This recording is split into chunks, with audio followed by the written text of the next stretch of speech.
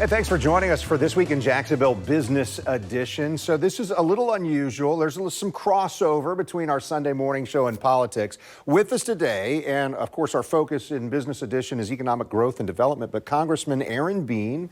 I am really interested in some of your thoughts here. I know your professional background as a business owner, in banking, all of this. And now there's a new effort with the incoming administration. A Department of Government Efficiency is being created. And you said, hey, on the congressional side, you're starting a caucus, a Doge caucus. Explain some of the elements of that, and let's dive in a little deeper.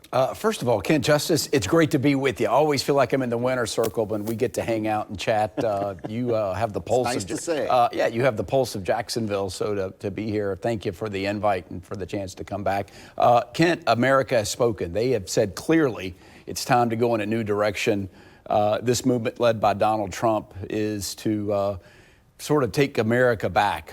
We have drifted, we've become fat, we have become inefficient, and so part of that is, and we've got a deficit that $1 trillion gets added every 100 days. Really, it's an incredible number, isn't it? Unsustainable, and we've said it's unsustainable, but it's getting close to the tipping point. So now we have an opportunity, and President Trump has seized on it, and two of the smartest guys on the planet, Vivek Ramaswamy and Elon Musk, have said, yes, we'll come in and lead a task force, a work group to make suggestions on how we can restructure our government and eliminate programs to become more efficient. Now, I thought they're going to need backup. They're going to give some ideas, and most of their ideas are going to be given to Donald Trump through executive order.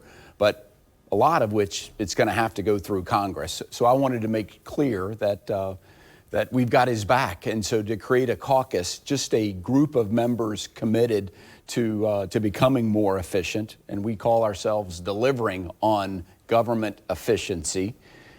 To go forward. Yeah, yes, sir. That's exactly right.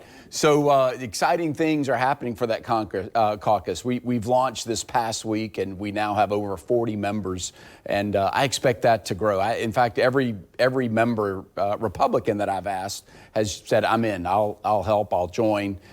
We are going to reach across the aisle. We'd love to have Democrats, everybody come together. I spoke to, in fact, she called me, Senator Joni Ernst from Iowa, who is launching a similar caucus on the Senate side.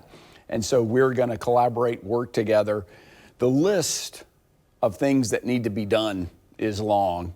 And so part of our efforts are going to be to divide and conquer, to make a list. Who's going to be in charge of watching over the Pentagon, which just failed its 7th audit. Cannot explain where is $824 billion.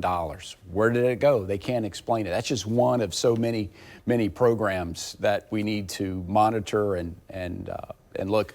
Well, I don't mean to cut you off, but the number, if this is right, is $6.5 trillion in government spending every year. So how much can be knocked off of that bill when this task force gets in there and starts looking at what is inefficient or unneeded and all of that? Yeah, we think at least,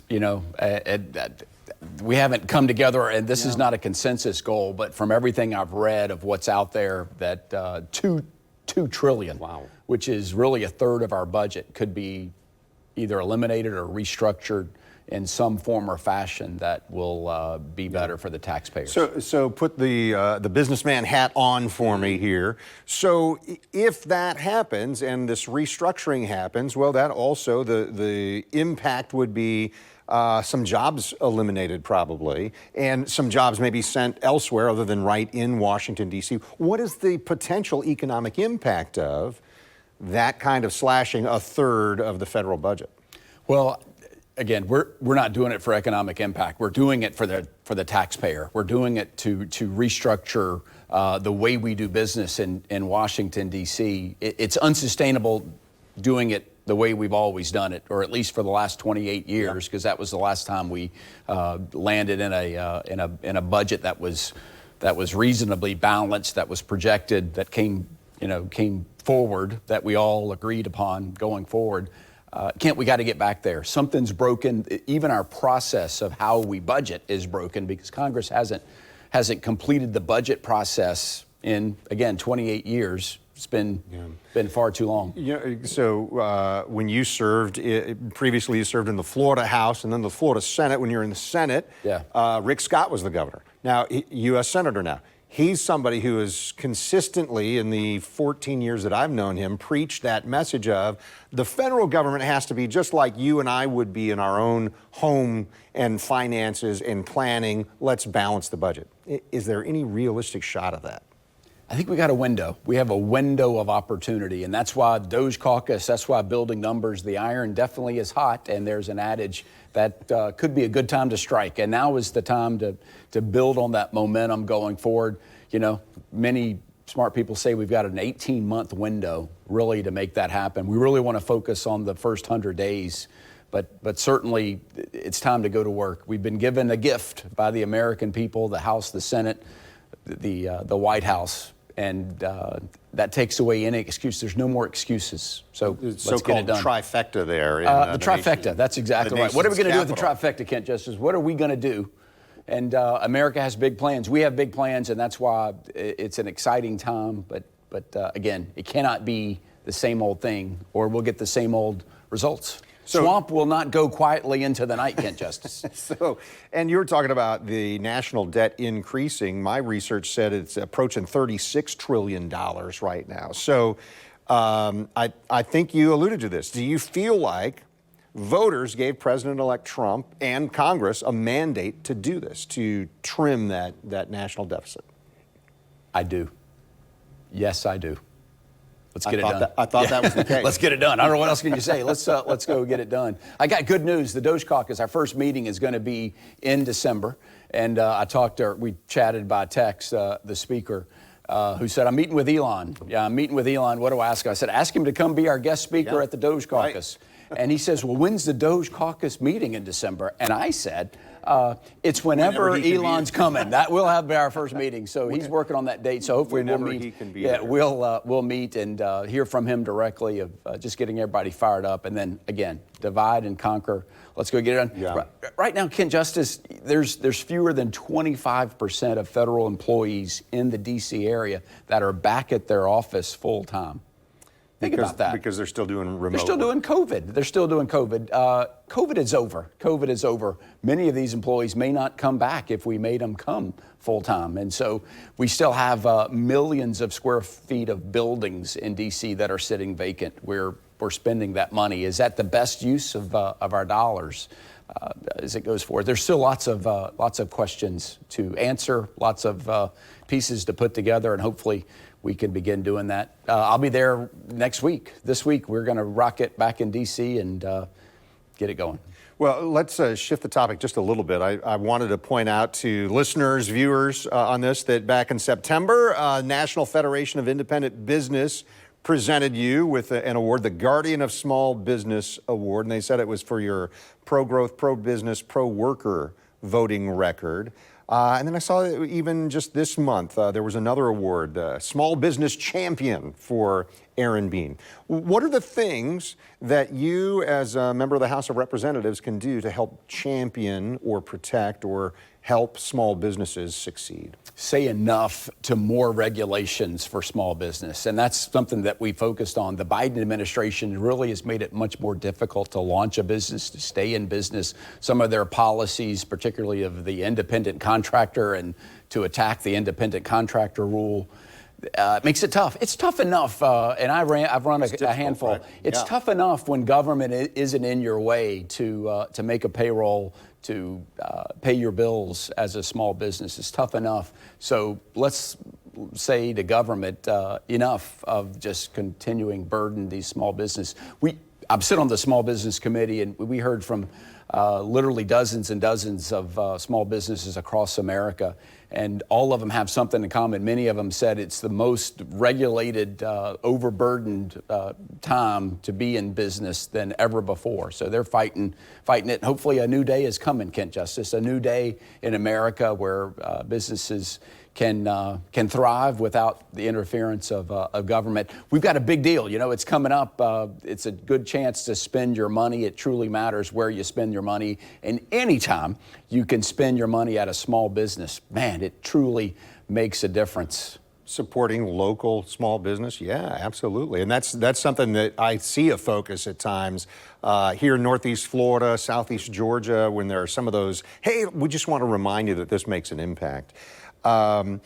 Here's, I guess I'm curious about the process. So you as a member of the House, you're previously owned and run small businesses. So do you take some of your experiences there and say, yeah, that regulation really hindered me. I want to see if we can get it changed. Is that the process? That is, or just to run cover and to prevent these regulations from coming down, but also creating a work environment of listening, of visiting.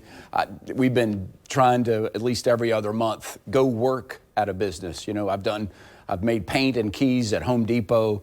I've run a register at a gate store, as well as made breakfast burritos for John Payton in the back. And then most recently, I worked at the McDonald's at Oakleaf for a while, which it's all fun and games. Drive-through or the walk-in? I did everything, Kent Justice. I worked breakfast, and it's funny, they did a practice line for me where I'm practicing making the McGriddle or a McMuffin. How'd you do? Do you have But a future then, there? Kent Justice, let me tell you what'll get your heart beating. When they go live, they go, okay, Bean, you got it. We're going to turn you on, and the computer goes on, and the screen, and the orders come in, and I'm scrambling to make them, and it's got to be perfect. As our manager, Jacqueline, told me, it's got to be perfect. It better be, right? It can't, we got to get it done. So that is something else. Even the McDonald's owner also was worried about regulation and making payroll and just of all the things that they have to worry about. So it's not just small, it's all businesses that have to worry about it as well. And frequently on this program, when we're talking about small business, I'm sure you can relate.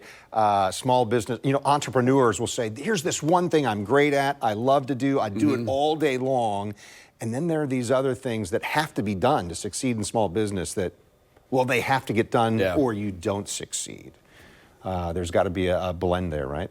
There does, and you know what? There's another business. Anything that you don't like to do, like payroll or accounting, there's another small business that will do that for you, which is whatever, for a good price. That's exactly right, Ken Justice. So there's all kinds of things that you can hire other people to do. But if you've got a passion, I encourage anybody. I always say take out your yellow pad, make a list of the pros and cons of any decision of launching whatever it is, the pros and cons, and then what would it look like if you took that step?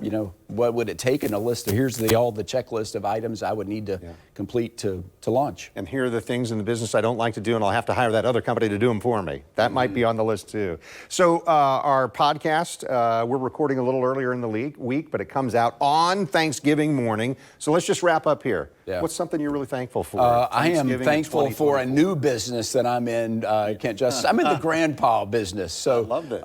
We are delighted. Abby and I couldn't be more thrilled. We got a new little bean sprout that's on the planet now. Is that what they're called? Bean Matilda. sprouts. Yeah, Matilda. How about that, Matilda? Welcome. She's tiny. She's so Matilda. tiny. Yeah, we're. How recently is this? Just in the last just week or a two? few days old. Yeah, Matilda is truly a gift from heaven, and we are grateful beyond belief. Yeah. I'm grateful that you joined us here, and thankful that you're listening or watching for our podcast here. As you know, This Week in Jacksonville Business Edition, we're every week on Thursdays. Thank you, Congressman Aaron Bean, for being with us. And we'd love for you to like or subscribe or follow us wherever you watch your podcast. Thanks for joining us on This Week in Jacksonville Business Edition.